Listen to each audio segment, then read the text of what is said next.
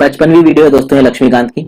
हम लोग ये बात कर रहे हैं कि जो लेजिस्लेटिव सब्जेक्ट्स हैं उसमें सेंटर और स्टेट के बीच में रिलेशंस कैसे होते हैं, और यहाँ पे बात होगी डिस्ट्रीब्यूशन ऑफ लेजिस्लेटिव सब्जेक्ट्स की, यानी कि सेंट्रल गवर्नमेंट के बीच में और स्टेट गवर्नमेंट के बीच में ये जो लेजिस्लेटिव सब्जेक्ट का डिस्ट्रीब्यूशन किया है ये किस तरीके से किया गया है।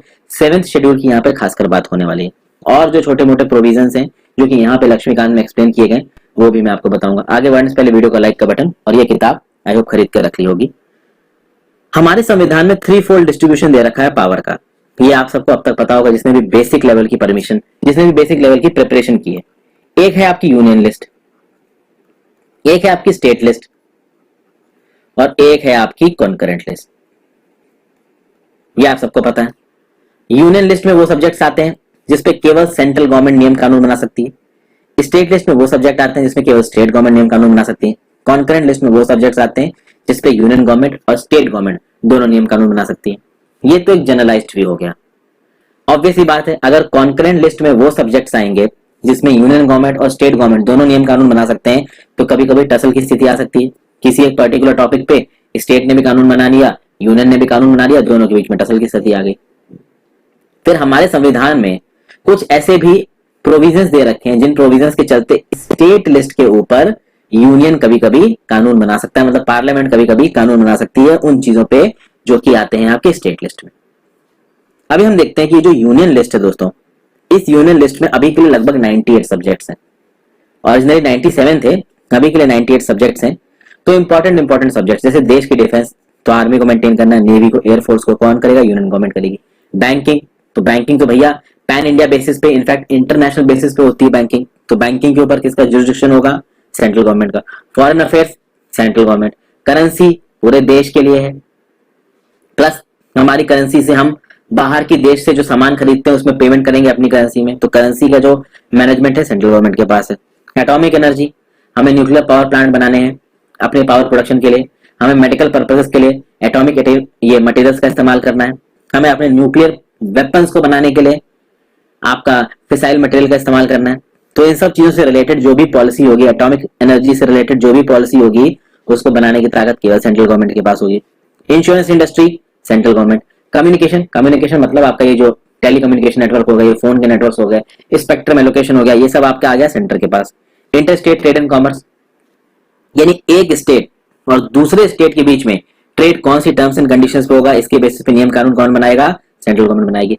सेंसस पूरे देश में किस तरीके से कंडक्ट होगा, सेंसस में किन किन चीजों को लिखा जाएगा, किन किन चीजों को नहीं लिखा जाएगा, काउंटिंग मेथोडोलॉजी क्या होगी, ये सब चीजें किसके हाथ में आती हैं?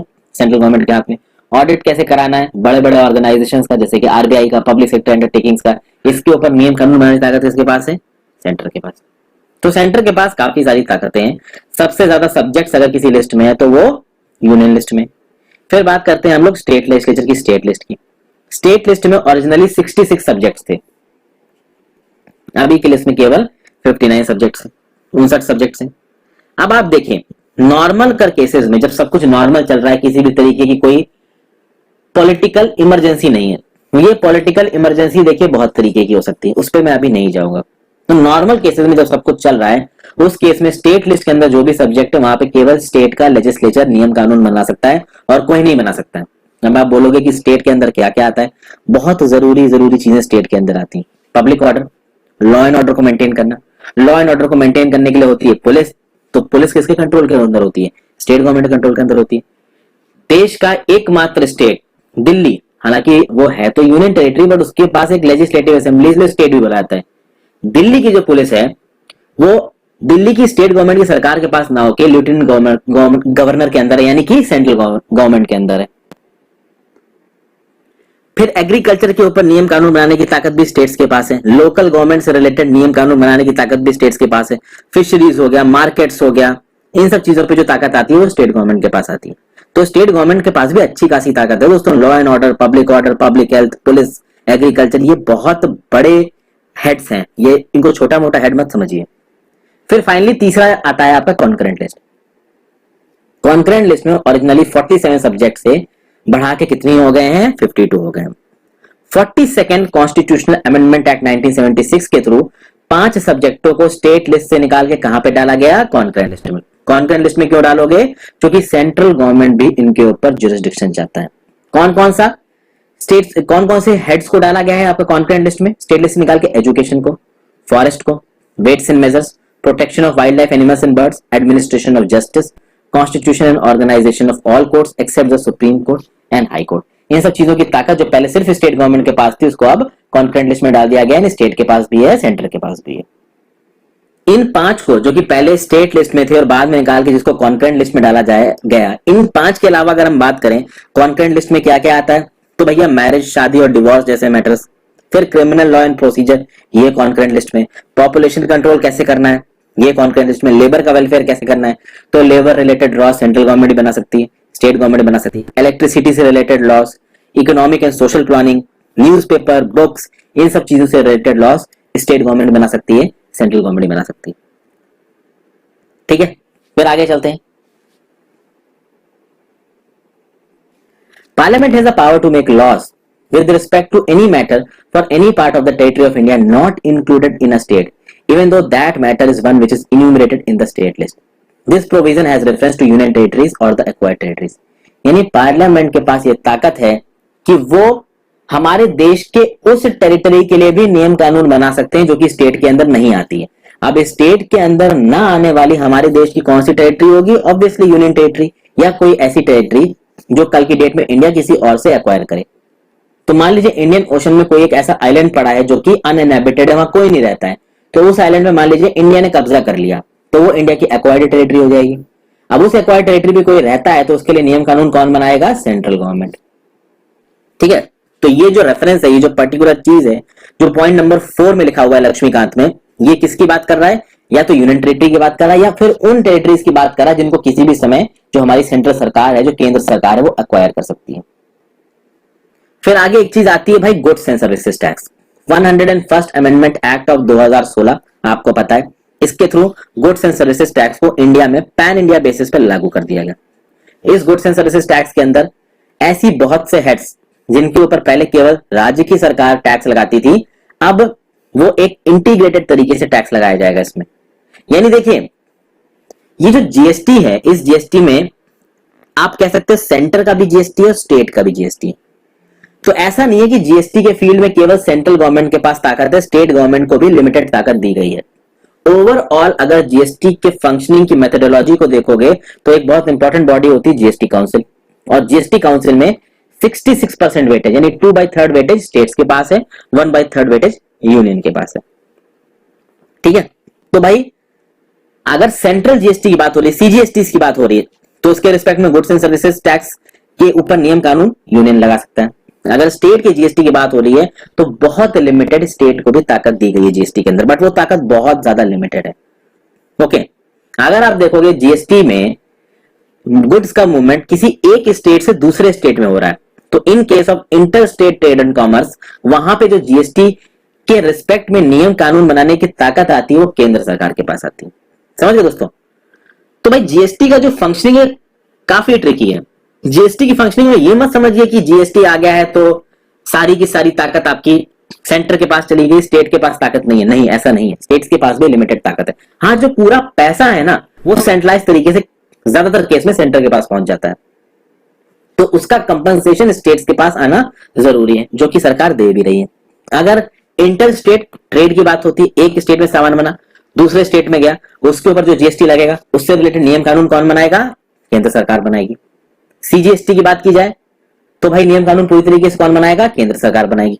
एसजीएसटी से बात की जाए, state goods and services tax, तो उसके ऊपर जीएसटी काउंसिल में प्रॉपर बहस होगी। कुछ हद तक इंडिपेंडेंस स्टेट्स को भी दी गई है। वो बहुत ट्रिकी चीज है, उसके न्यूएंसेस में घुसने की बिल्कुल जरूरत नहीं है। फिर फाइनली आते हैं हम लोग रेजिडुअरी पावर्स, यानी वो सब्जेक्ट्स जो कहीं पे भी मेंशन नहीं हो रखे हैं, ना स्टेट लिस्ट में मेंशन है ना सेंट्रल लिस्ट में मेंशन है, उनका क्या होगा? तो भाई ये मैं पहले भी आपको बता चुका हूं, रेजिडुअरी पावर किसके पास है? सेंट्रल गवर्नमेंट के पास है, मतलब पार्लियामेंट के पास है।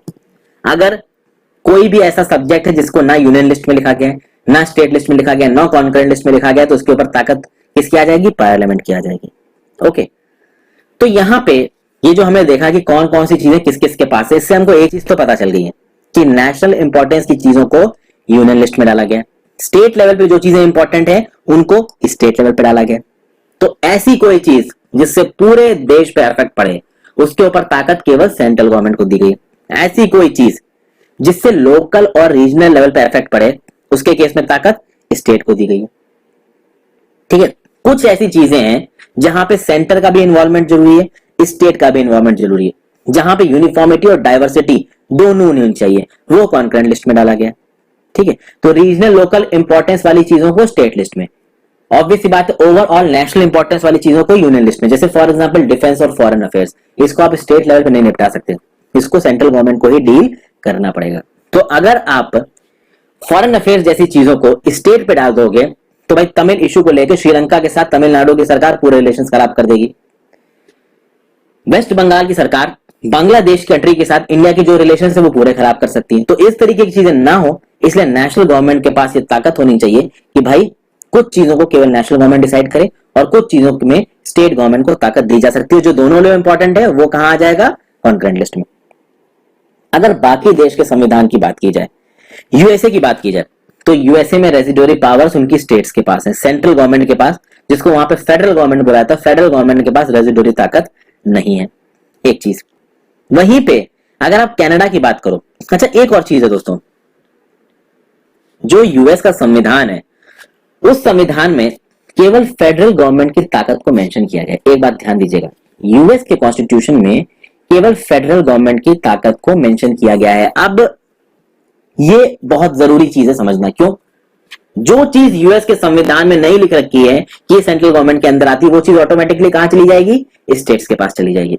और मान लीजिए ऐसी कोई रेजिडोरी चीज निकल आती है जो ना किसी स्टेट के संविधान में लिखी हुई है, क्योंकि यूएसए में स्टेट्स में भी संविधान है, तो यूएसए में फेडरल लेवल पे भी संविधान है, यूएसए में स्टेट लेवल पे भी संविधान है। अब आप बोलोगे कि अगर यूएसए का कोई स्टेट अपने संविधान में फेडरल लिस्ट का कोई आइटम रख लेता है तो क्या होगा, तो उस केस में फेडरल जुडिशरी है यूएसए की।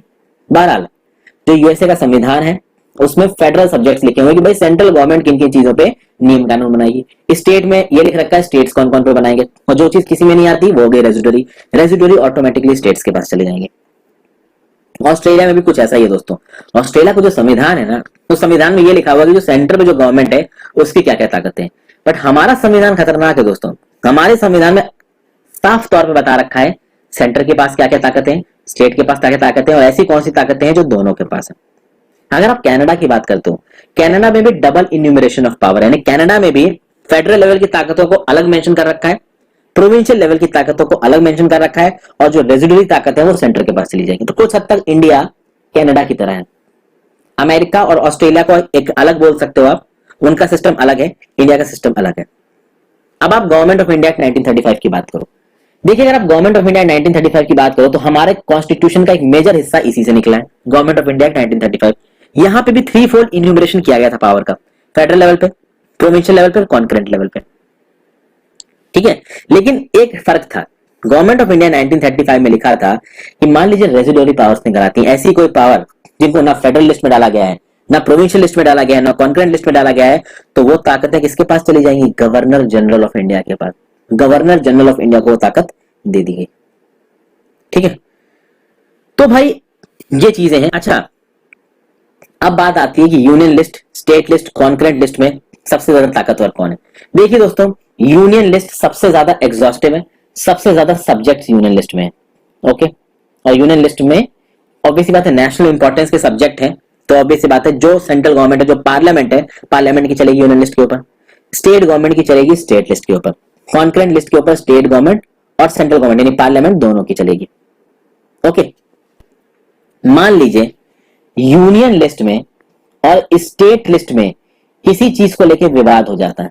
यूनियन लिस्ट में होता है ना, देखिए स्टेट लिस्ट में जो चीजें लिखी हुई हैं और यूनियन लिस्ट में जो चीजें लिखी हुई हैं, हो सकता है कभी कभी उनके बीच में कुछ ओवरलैपिंग हो जाए, कोई एक स्पेसिफिक सेट हो जो किसी स्टेट लिस्ट के सब्जेक्ट के साथ भी मैच हो रहा हो, यूनियन लिस्ट के सब्जेक्ट के साथ भी मैच हो रहा हो, तो वहां पे एक टसल हो सकती है। इस टसल में प्रिवेल कौन करेगा, इस टसल में प्रिवेल करेगा यूनियन लिस्ट।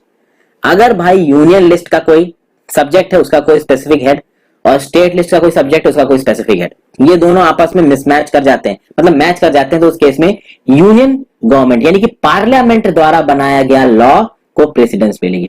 अच्छा, एक बात और दोस्तों, मैं कभी कभी यूनियन गवर्नमेंट और पार्लियामेंट को इंटरचेंजेबली यूज कर रहा हूं, क्योंकि समझिए एक बात बहुत अच्छी तरीके से समझ लीजिए, यूनियन लिस्ट में जितने भी सब्जेक्ट्स उसके ऊपर नियम कानून केवल पार्लियामेंट बना सकती है, स्टेट लिस्ट के ऊपर जितने भी सब्जेक्ट है उस पर नियम कानून केवल स्टेट लेजिस्लेचर बना सकती है। और पार्लियामेंट में अगर हम ये मान के चलें कि एक पॉलिटिकल पार्टी मेजोरिटी में है तो ऑब्वियसली बात है वो गवर्नमेंट ही होगी जो उस पर पूरा अमेंडमेंट कर सकती है। तो कुल मिला के कभी कभी मैं पार्लियामेंट की बजाय सेंट्रल गवर्नमेंट भी बोल रहा हूं, आप उसको पार्लियामेंट ही समझिए, क्योंकि यूनियन लिस्ट में जितनी भी चीजें लिखी हैं उसके ऊपर नियम कानून बनाने की ताकत पार्लियामेंट के पास है। स्टेट लिस्ट में जितनी भी चीजें लिखी हैं उसके ऊपर नियम कानून बनाने की ताकत स्टेट लेजिस्लेचर के पास है। तो कभी कभी हो सकता है मैं इसके लिए स्टेट गवर्नमेंट बोल दूं, बट इसको लिटरल सेंस में मत लीजिएगा। स्टेट लेजिस्लेचर बना सकता है स्टेट लिस्ट के ऊपर, पार्लियामेंट बना सकता है यूनियन लिस्ट के ऊपर। तो मान लीजिए यूनियन लिस्ट के किसी सब्जेक्ट और स्टेट लिस्ट के किसी सब्जेक्ट के बीच में डिस्प्यूट आ जाता है, तो ताकत और वरीयता किसको दी जाएगी? यूनियन लिस्ट के सब्जेक्ट को। ठीक है, फिर यूनियन लिस्ट और कॉन्करेंट लिस्ट के बीच में अगर कोई टसल आता है, ऑब्वियस सी बात है यूनियन लिस्ट को वरीयता दी जाएगी। यूनियन लिस्ट इन दोनों केसेस में डोमिनेंट है। Union list versus state list में भी यूनियन लिस्ट डोमिनेंट है, union list versus concurrent list में भी यूनियन लिस्ट डोमिनेंट है। अब आते हैं एक मेन चीज पे। अब मेन चीज है भाई कॉन्करेंट लिस्ट। कॉन्करेंट लिस्ट में स्टेट गवर्नमेंट भी यानी स्टेट लेजिस्लेचर भी और पार्लियामेंट भी नियम कानून बना सकती है। अब यहां पे प्रॉब्लम आ सकती है दोस्तों, एक ही सब्जेक्ट पे दो लोग नियम कानून बना सकते हैं, तो ऑब्वियसली कभी कभी ऐसी कोई स्थिति आएगी जहां दोनों के बीच में टसल होगा। तो मान लीजिए कि भाई कॉन्करेंट लिस्ट के किसी सब्जेक्ट पे स्टेट गवर्नमेंट ने, स्टेट लेजिस्लेचर ने कोई नियम कानून बनाया, पार्लियामेंट ने भी नियम कानून बना दिया, तो आप बोलोगे भाई कौन सा नियम कानून ज्यादा इंपॉर्टेंट है? तो अब देखते हैं। मान लीजिए मैरिज और डिवोर्स के प्रोसीजर को लेके स्टेट गवर्नमेंट ने कोई नियम बनाया और उस नियम को for the consideration of the president रखा गया। ऑब्वियसली बात है भाई कॉन्करेंट लिस्ट में अगर डाइवोर्स को लेके नियम कानून बनाया है तो वो गवर्नर के पास पहुंचेगा, हो सकता है गवर्नर उसको प्रेसिडेंट के लिए रिजर्व कर दे। उसी समय में मान लीजिए पार्लियामेंट भी डिवोर्स को लेके एक नियम बनाता है, तो मान लीजिए अगर प्रेसिडेंट ने इस स्टेट गवर्नमेंट या फिर स्टेट लेजिस्लेचर द्वारा बनाए गए नियम कानून को अप्रूवल दे दिया, तो वो कॉन्करेंट लिस्ट का जो सब्जेक्ट है, जैसे मान लीजिए यहां मैं डिवोर्स की बात कर रहा हूं, उसके ऊपर स्टेट लेजिस्लेचर ने जो कानून बना दिया उस कानून को मान्य माना जाएगा। ठीक है, लेकिन यहां पे आप समझिए दोस्तों, अगर दो लॉज हैं, मान लीजिए पहले से ही एक स्टेट लेजिस्लेचर का लॉ है और एक पार्लियामेंट का लॉ है, किसी एक पर्टिकुलर पॉइंट को लेकर, क्योंकि जब एडमिनिस्ट्रेशन होता है और जब भी कोई नियम कानून लगाया जाता है उसमें बहुत कॉम्प्लेक्सिटी निकलती है। तो मान लीजिए किसी एक पॉइंट पे पार्लियामेंट का जो लॉ है कॉन्करेंट लिस्ट पे और स्टेट लेजिस्लेचर का जो लॉ है कॉन्करेंट लिस्ट पे, उसमें मान लीजिए कोई टसल आता है, उसमें किसी एक व्यू पॉइंट पे दोनों के बीच में मिसमैच आ रहा है, तो वहां पे पार्लियामेंट के लॉ को वरीयता दी जाएगी। तो पहले से अगर नियम कानून बना हुआ है और उन दोनों नियम कानून के हिसाब से एक चीज पे दो व्यू पॉइंट निकल रहे हैं, तो व्यू पॉइंट किसको माना जाएगा? जो पार्लियामेंट द्वारा बनाया गया नियम कानून था।